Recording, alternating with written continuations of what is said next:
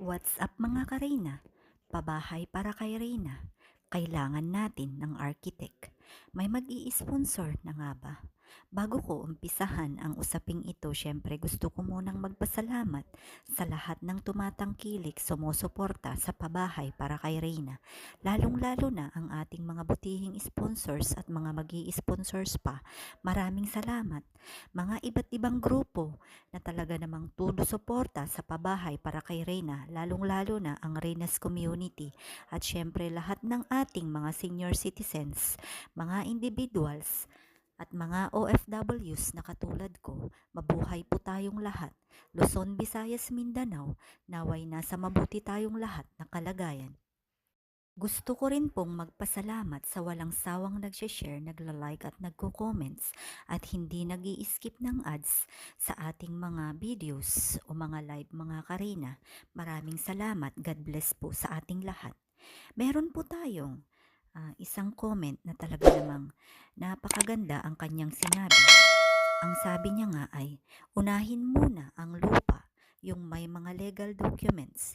Huwag tayong magmadali kasi lahat ng bagay na minamadali ay pangit. Maganda na sa may magagawa or maganda na sa may maggagawa na architect na libre sana para sa bahay. Maganda kasi pag plano ang bahay na gawa ng architect.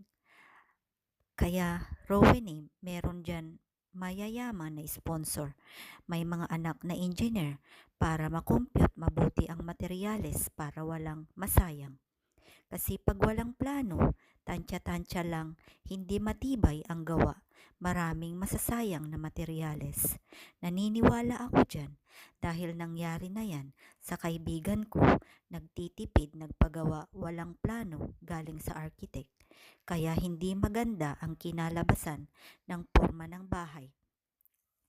Napakaraming sumang-ayon sa usaping ito kahit nababasa na natin ngayon at kung mapapansin nyo po ay nababanggit ko rin sa aking mga live na kailangan po natin talaga na makalikom ng sapat na pondo, lalong-lalo na ay magkaroon po tayo ng architect upang sa ganun ay makapagplano nga sa bahay ni Reyna, lalo pat pangarap natin na magkaroon si Reyna ng 2 palapag na pabahay.